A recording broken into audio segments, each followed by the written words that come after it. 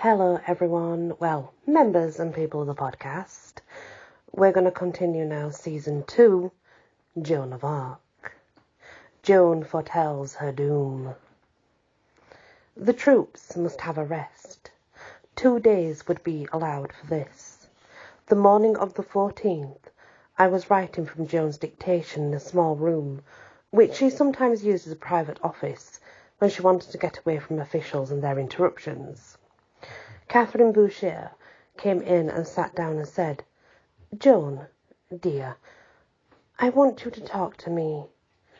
"Indeed, I am not sorry for that, but glad. What is in your mind?" "This.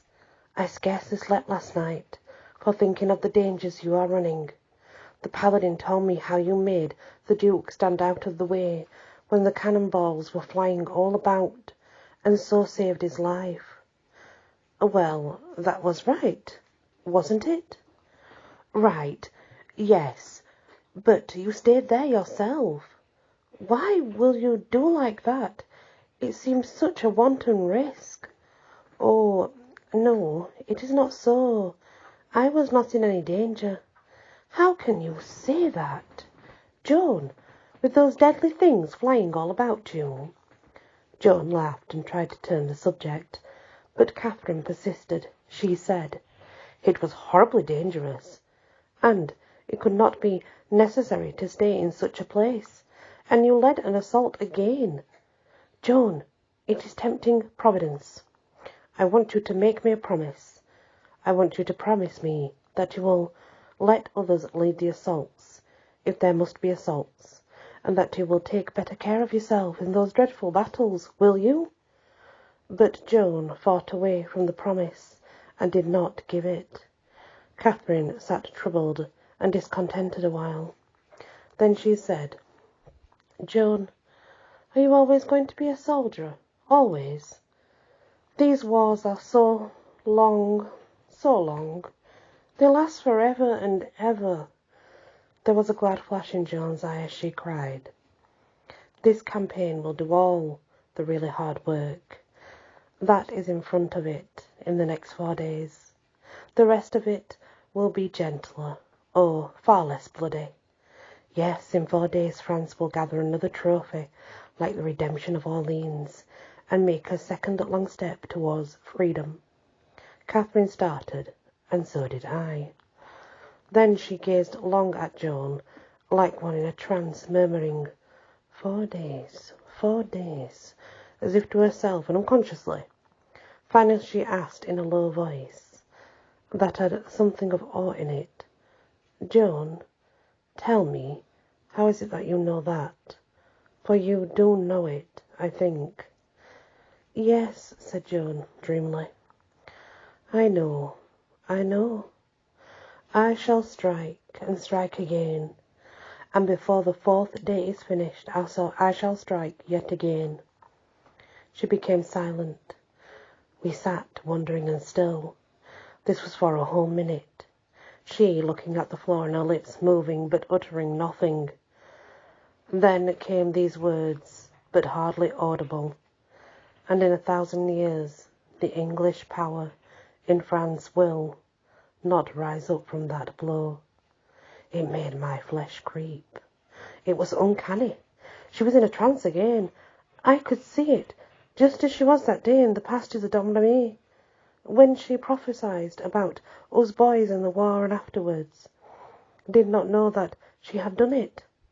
She was not conscious now, but Catherine did not know that, and so she said in a happy voice, "Oh, I believe it, and I am so glad.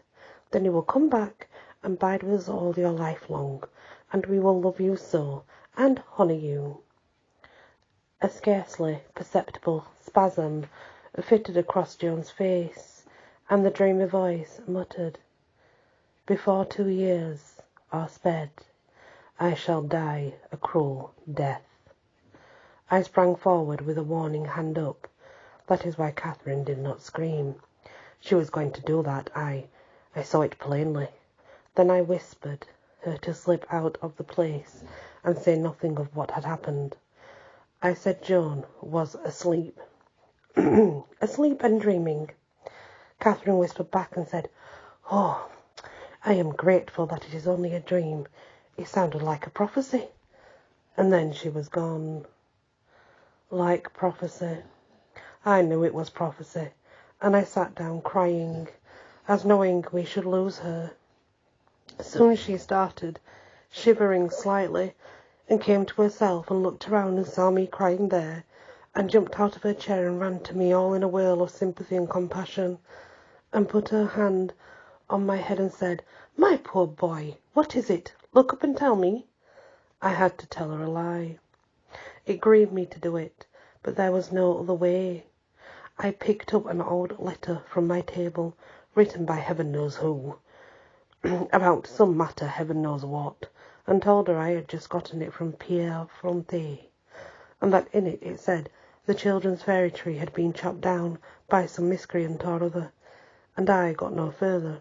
She snatched the letter from my hand and searched it up and down and all over, turning it this way and that, and sobbing great sobs, and the tears flowing down her cheeks, and ejaculating all the time, "Oh, cruel, cruel, how could anyone be so heartless?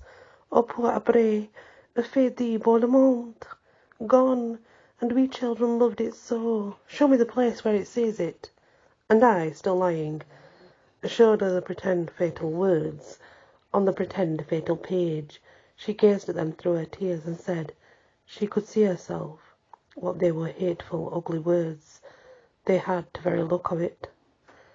Then we heard a strong voice down the corridor announcing, "His Majesty's messenger, with dispatches for Her Excellency, the Commander-in-Chief of the Armies of France."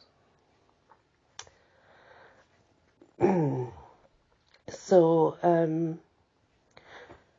that tells us that she knew that she was going to die, and she knew it was going to be a very cruel death. That's very, very sad, actually, to know that. But, I mean, it's one of those situations where I don't think, if it was me, I don't think I could cope with it very well, knowing that, of course. But Joan being Joan, it seems likely that she does not even know that she has said it yet. So, whether she knows that she's actually going to perish or not, or whether she's just saying it in a prophecy way right now and does not actually know it, not sure yet. We shall see as it progresses.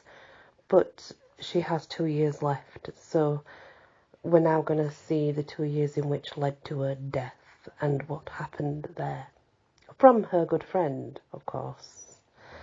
It's still the same journal, but it's just I separated it so it wouldn't be very, very long, and I could put it into seasons.